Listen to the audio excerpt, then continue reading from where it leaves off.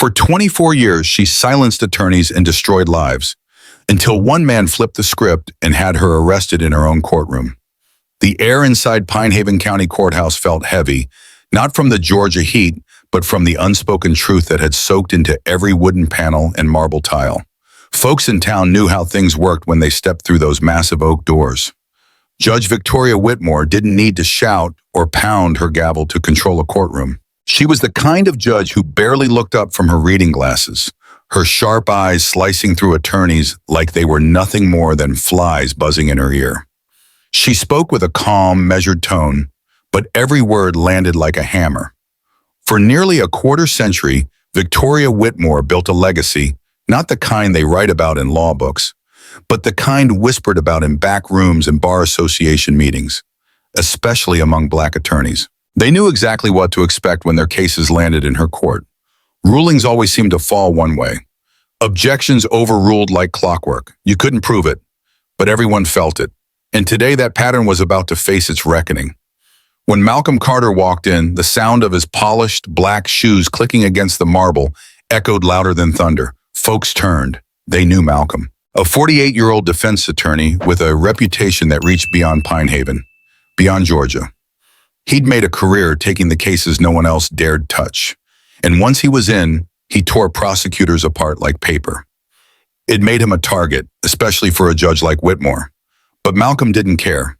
Not today. Today wasn't just about saving his client, Jeremiah Brooks, a Black man falsely accused of armed robbery. Today was bigger. Malcolm felt it settle on his shoulders like a weight he'd been carrying his whole life. And as he approached the defense table, he caught it. The look in Whitmore's eyes. Pure, seething hatred. Not because of the case, not because of Jeremiah, but because it was him, Malcolm Carter. And right there, Malcolm understood. This wasn't just another trial. This was his moment, a chance to crack the very foundation Judge Whitmore had built her power on.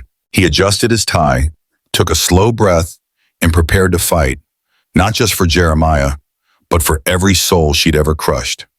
Malcolm Carter barely had time to settle before Judge Victoria Whitmore's cold voice sliced through the air. "You're already on thin ice in my courtroom, Mr. Carter. Don't waste my time today."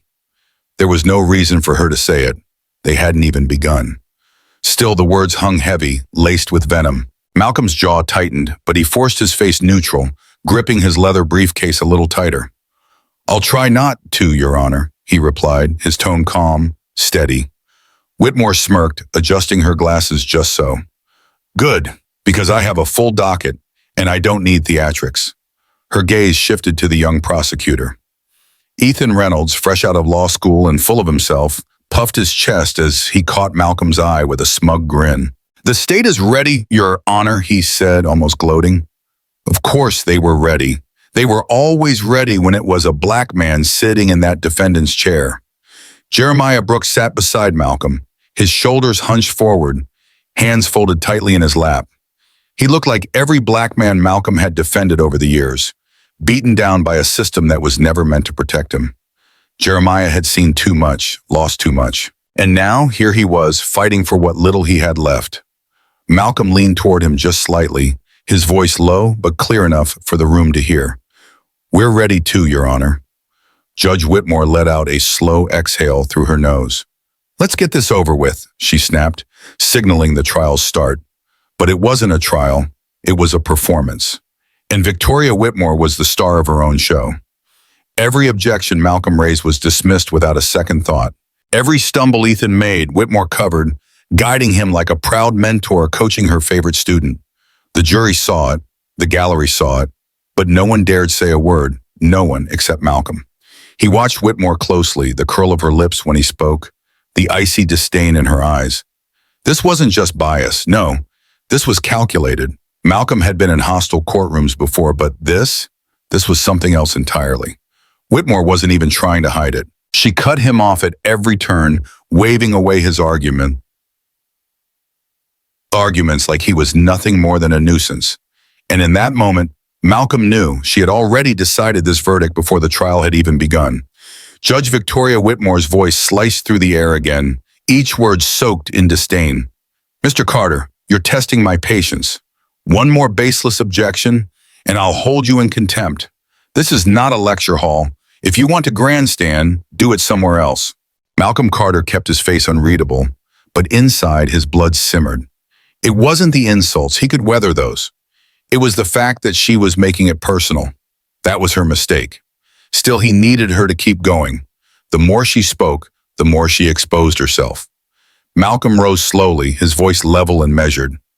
"Your Honor, the prosecution just introduced evidence that was not disclosed during discovery. That's a clear violation of Brady v. Maryland. I move for an immediate mistrial." Judge Whitmore leaned back, adjusting her glasses with exaggerated boredom. "Denied," she said flatly. Malcolm blinked, not out of surprise, but strategy. He let the silence hang heavy, just long enough for every juror, every reporter, and every person in the gallery to feel it. "Just to be clear, Your Honor," Malcolm spoke again, "you're refusing to acknowledge a Brady violation?" The judge's lips pressed into a thin line. "I said denied, Mr. Carter." The air shifted. The court reporter's fingers flew faster over the keys. Whispers rippled through the gallery. Even the jurors shifted uncomfortably, and Whitmore saw it. Her eyes darkened as she locked them on Malcolm for the first time. "You're dangerously close to being held in contempt, Mr. Carter." Malcolm tilted his head, his voice calm. "For what, Your Honor? Asking this court to follow the law?" Whitmore's gavel came down hard, the crack echoing off the high ceilings of Pine Haven County Courthouse. "That's enough," she snapped. "One more word, and I'll have you removed." The room fell deathly silent. Malcolm could hear his own heartbeat, steady as a drum. But there was no fear. This was the moment he'd been waiting for. Across the table, Jeremiah Brooks clenched his fists beneath the worn oak, leaning toward Malcolm. "Man, don't let her do this to you," he whispered. Malcolm didn't flinch. "I have nothing further, Your Honor," he said, smooth as silk, easing back into his chair. Whitmore scoffed, thinking she'd won. But she hadn't realized. She'd just played right into Malcolm's hands. The shift was palpable now. The jury knew. The gallery knew. Victoria Whitmore had finally overplayed her hand. Judge Victoria Whitmore sat up straighter, her voice cold and clipped. "Mr. Reynolds, continue with your questioning." Ethan Reynolds cleared his throat, clearly rattled now. He was young but not blind. He could feel the walls closing in, the shift in the air. Still, he forced himself forward. "Yes, Your Honor," he managed, turning toward the witness stand where Robert Miller, the aging store clerk, sat looking like he wanted to be anywhere but there. "Mr. Miller, can you confirm that the defendant, Jeremiah Brooks, was the man you saw at the scene of the robbery?" Ethan's voice cracked just slightly. The old man hesitated, his eyes darting around the courtroom. Malcolm Carter leaned forward, his sharp eyes narrowing. He'd seen this kind of hesitation before, the kind that screamed of coach testimony falling apart under pressure. Judge Whitmore didn't care. "Answer the question," she snapped. Robert flinched. I think so," he finally stammered, his voice barely above a whisper. Malcolm shot up immediately. "Objection, Your Honor. That is not a definitive statement." "Overruled," Whitmore shot back without hesitation.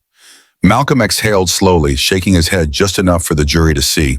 He let Reynolds stumble through a few more flimsy questions before rising for cross-examination. Malcolm approached the witness stand with the slow, steady gait of a man who knew exactly where this was going. "Mr. Miller, you said you think you saw my client that night. How sure are you?" Malcolm's voice was calm, almost gentle. Robert licked his dry lips. "I mean, I thought I saw him." "But you're not certain?" Malcolm pressed. Before the witness could answer, Judge Whitmore's voice cracked through the courtroom. "Move on, Mr. Carter." Malcolm turned his head slowly, locking eyes with her. It was too obvious now, too blatant. "Your Honor, I'd like the witness to answer." "I said move on," she snapped, her tone sharper than before. "For the record, Your Honor, you are preventing the witness from clarifying his own statement," Malcolm added calmly. Whitmore's jaw clenched. "I'm warning you, Mr. Carter." Malcolm smiled, just barely. "I understand, Your Honor." He turned back toward the witness. "No further questions." Malcolm walked back to the defense table, slow and deliberate. The room felt different now, tight, like a dam about to break. Whitmore felt it too. She was losing control, and Malcolm knew it. Just as he reached for his briefcase, the heavy double doors of Pine Haven County Courthouse burst open. Two federal agents strode in. The moment everyone would remember had just arrived. The two federal agents strode in, movements crisp, purposeful. Their dark suits seemed to swallow the dim courtroom light. And just like that, Pine Haven County Courthouse fell silent. The kind of silence so heavy, it pressed against every chest, stilling the air itself. Malcolm Carter didn't move. He simply smoothed out his tie, folding his hands neatly on the defense table, his expression unreadable. Across the room, Judge Victoria Whitmore's eyes flickered with confusion, then sharp irritation. "What is the meaning of this?" she demanded, her voice cracking through the stillness. One of the agents, tall and commanding, stepped forward and flashed his badge. "Judge Victoria Whitmore, we need to speak with you immediately." Whitmore's jaw clenched. "I am in the middle of a trial," she shot back, her tone icy, but the agent didn't budge. "It's urgent." For the first time, Malcolm caught it, a flicker of something dangerously close to fear in Whitmore's eyes. It was gone as quickly as it came, buried beneath layers of arrogance built over 24 years of unchecked power. Squaring her shoulders, Whitmore tried to recover. "This is highly inappropriate. Whatever this is, it can wait until I've concluded these proceedings." The second agent stepped forward, his voice even, addressing the room now. "This is a matter of federal interest. It cannot wait." A ripple of gasps and whispers spread through the gallery. Even the jury, bound by oath to remain impartial, couldn't mask their curiosity. Ethan Reynolds, flustered, cleared his throat. Should we take a recess, Your Honor?" Whitmore's fingers curled so tightly around the bench they turned white. "No," she barked, too sharp. "We are not taking a recess. The defense has wasted enough of this court's time, and I refuse to allow—" The first agent cut her off. "We have a warrant for your arrest." The words hung in the air, sucking the breath from every chest. For the first time in 24 years, Judge Victoria Whitmore lost control of her courtroom. Malcolm let the moment breathe, savoring it. Then with slow deliberation, he stood. He turned, meeting the wide eyes of the jury, the stunned faces in the gallery, and the reporters scribbling like mad. Finally, he faced her. "Your Honor," he said, his voice calm but cutting, "I believe you just denied my motion for a mistrial, but it seems this trial is now the least of your concerns." The lead agent pulled out a folded sheet of paper. "Victoria Whitmore, you are under arrest for bribery, abuse of power, obstruction of justice, and civil rights violations under federal law." Eyes bounced between Malcolm Carter and the woman on the bench. Judge Victoria Whitmore looked at the agents, then at the paper, then at Malcolm. And for the first time in her 24 years on that bench, she truly saw him, not just as another black attorney daring to argue before her, but as the man who had been quietly, patiently waiting for this very moment. "Mr. Carter!" Whitmore's voice cracked, no longer sharp, but unsteady, uncertain. Malcolm didn't flinch. He picked up his briefcase and stepped forward, his eyes locked on hers. "I told you," he said, voice calm, unwavering, resonating through the still courtroom. "I follow the law, even when the law fails people like me." The lead agent moved toward the bench. "Judge, we need you to stand." Whitmore didn't move at first, her jaw clenched, hands white-knuckled on the bench. But the moment was gone, power slipping through her fingers like sand. Finally, slowly, she rose. When the agent snapped the cuffs around her wrists, the sound echoed, sharp, final. The courtroom didn't just watch. They witnessed a reckoning. For 24 years, Victoria Whitmore had ruled this room with an iron grip. Defense attorneys feared her. Defendants, especially black men, knew they didn't stand a chance. And the system? It had protected her every step of the way, turning a blind eye to her bias, her backroom deals, her contempt thinly veiled behind those reading glasses. But now she stood in the very spot where she'd condemned countless men before, wrists bound, eyes frantic. And in that moment, Pine Haven County Courthouse became electric. It was a once-in-a-lifetime scene, one no one had ever expected to witness. The jury sat frozen. The gallery was silent, save for the frantic scribbling of reporters desperate to capture every detail. How Whitmore's hands trembled, how her once towering presence shrank right there under the weight of justice. Even Ethan Reynolds, the young prosecutor who had clung to her like a lifeline, stared wide-eyed, pale as the illusion of power crumbled. Malcolm let the moment stretch, breathing it in. He'd spent years gathering every piece of evidence, tracking every bribe, every manipulated case. Patience had been his greatest weapon, and today the burden of her corruption had finally collapsed. The agent cleared his throat, reading the charges aloud. Victoria Whitmore, you are under arrest for multiple violations of the Civil Rights Act, bribery, obstruction of justice, and abuse of judicial power. Whitmore hissed, "This is outrageous." The agent didn't blink. "You can take that up with your lawyer." With something between rage and disbelief burning in her eyes, Victoria Whitmore hissed, "This is your doing." Malcolm Carter lifted his chin slightly, his voice calm, resolute. "No, Judge, this is justice." For the first time in his career, Malcolm felt the balance shift. All those years, Whitmore sat atop her throne, handing down hollow lectures about accountability, about respect for the law, while twisting both to serve herself. And now, stripped of the very power she'd abused, she stood small, exposed, and defeated. The federal agents moved her toward the doors, but not without delivering one final blow. A court officer, one who had bowed to her authority for years without question, stepped forward and held the door open. But not with the reverence of old. This time it was mechanical, the same way you'd hold the door for any other defendant. Whitmore froze for a heartbeat, pride and humiliation warring behind her cold eyes. Then she stepped forward. The heavy wooden doors of Pine Haven County Courthouse slammed shut behind her, sealing her fate as sharply as the cuffs around her wrists. And just like that, she was gone, vanished from the very room where she'd ruled with an iron fist for nearly a quarter century. What followed was an eerie, suffocating silence, the kind that wraps around a room and lingers in every breath. Not a sound, not a whisper.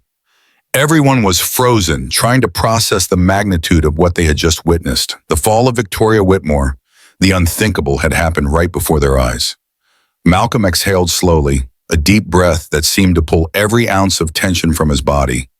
His hands, clenched tightly moments before, now rested heavily on the defense table, fingers trembling just enough to betray the toll of the fight. Beside him, Jeremiah Brooks turned, his face caught between awe and disbelief. "Man," he muttered, his voice low, eyes still fixed on where Whitmore had stood moments ago. I thought people like her. They never paid for what they did." Malcolm glanced sideways, his eyes drifting to the now vacant bench, once a symbol of power, now nothing but a hollow reminder of betrayal. He let the silence stretch before speaking, his voice steady, though heavy with the weight of everything that had led to this moment.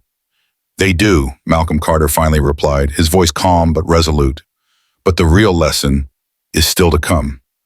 The words hung heavy in the air, carrying the weight of everything that had led to this moment.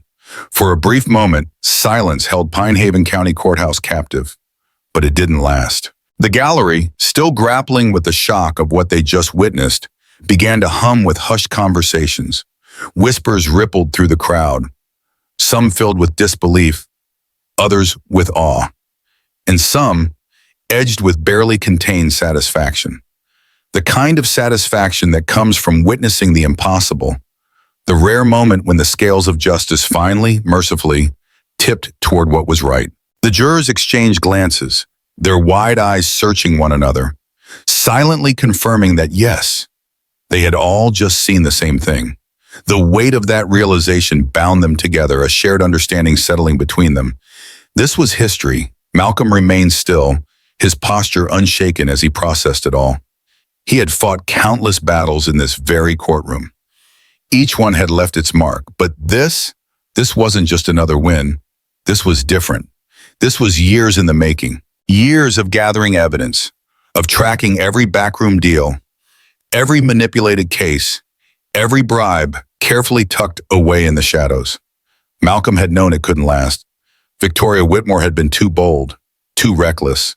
Sooner or later, the truth was bound to catch up with her. And now it had. Yet even in this hard-won moment, a bittersweet edge lingered. Jeremiah Brooks, the man Malcolm fought so hard to save, was still sitting there, hands cuffed, shoulders tense. A stark reminder that the battle wasn't over. The trial, rigged and manipulated by Whitmore, still hung over him like a dark cloud. She might be gone, but her influence lingered. The path to true justice had not yet been fully realized.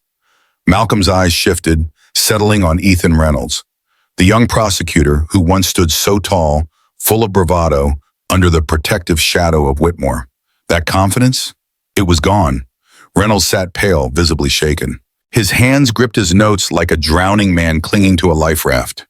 The certainty he'd carried, the shield of Whitmore's power, had vanished, leaving him exposed and vulnerable in a courtroom that no longer belonged to him. Vulnerable. That's exactly what Ethan Reynolds looked like. The young prosecutor had just lost his safety net, and with it, his grip on the courtroom. Malcolm Carter cleared his throat, the sound sharp and deliberate, slicing through the heavy tension lingering in Pine Haven County Courthouse.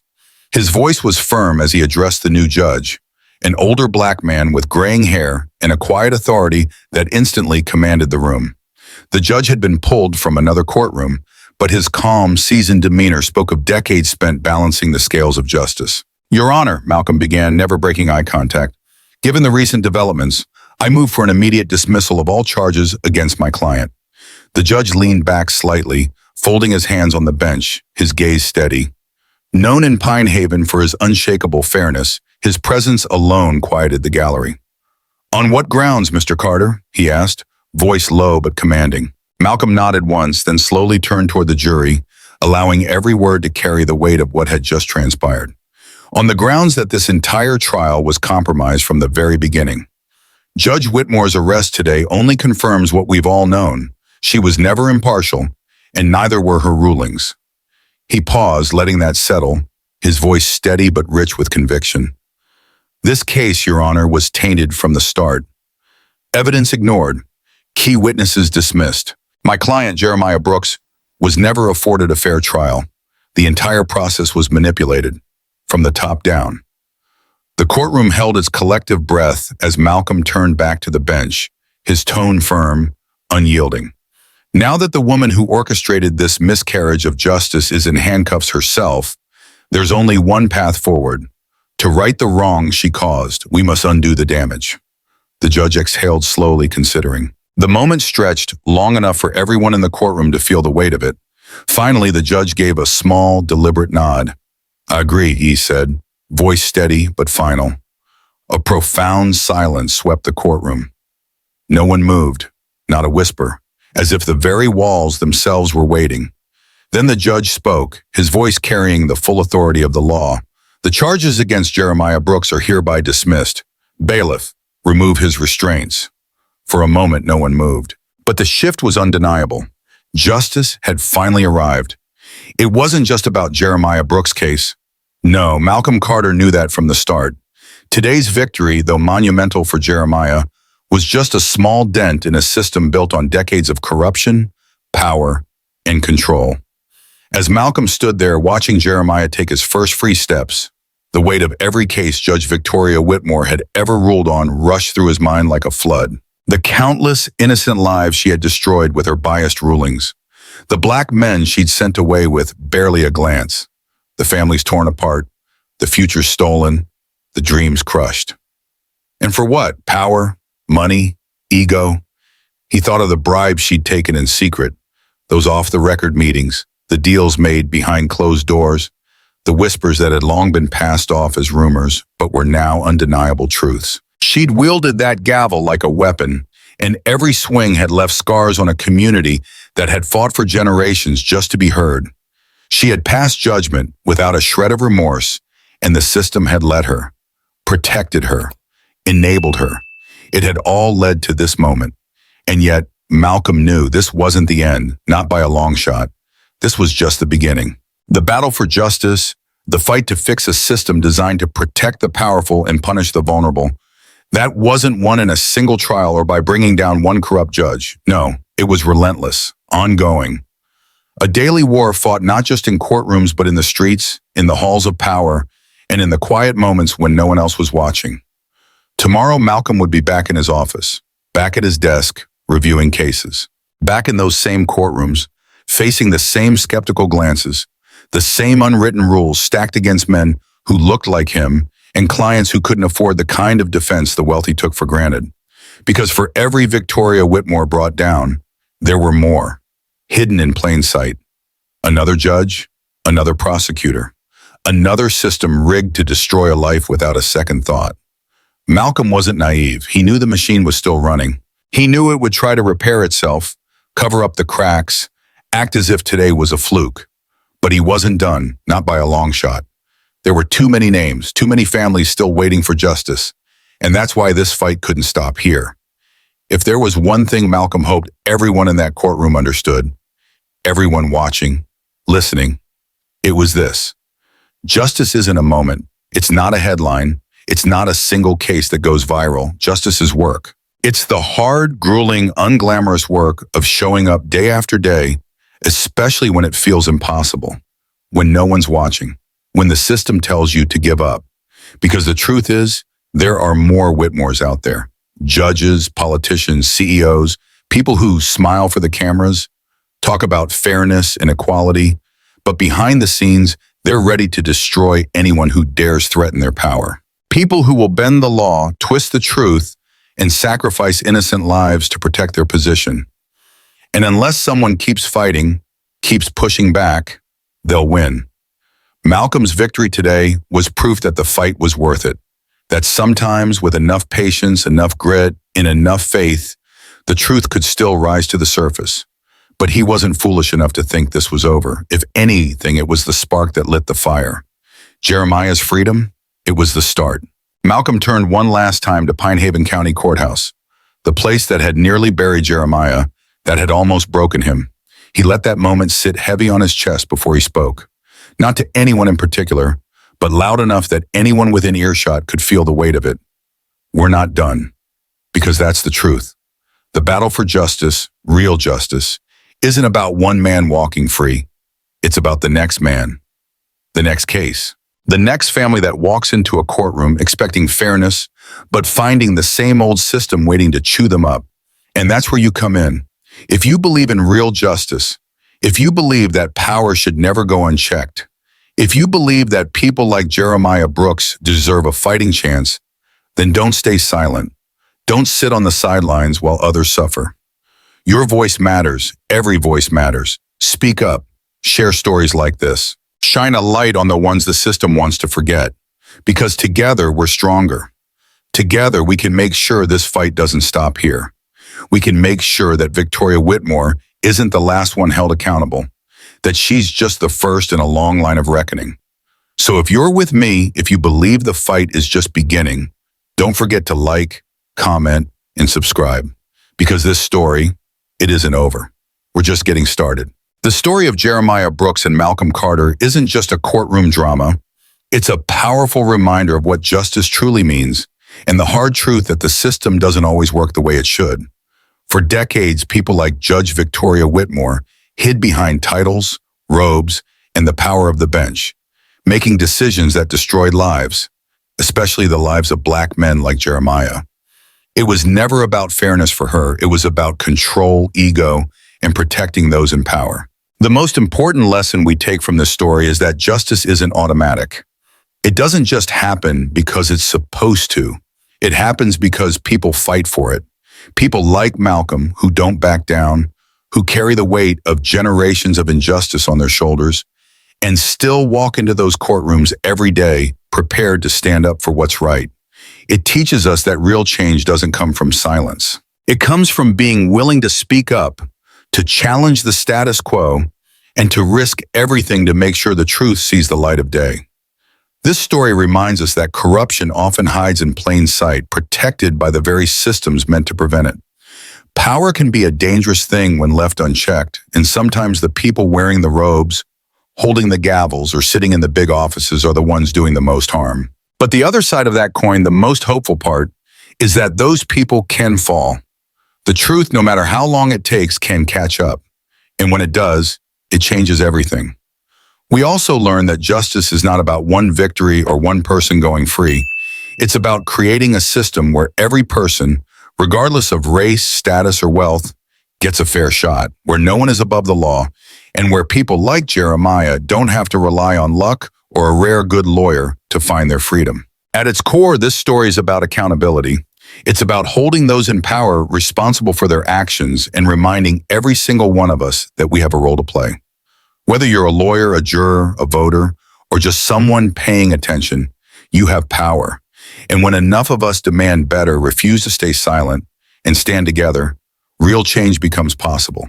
That's the lesson. Justice requires all of us.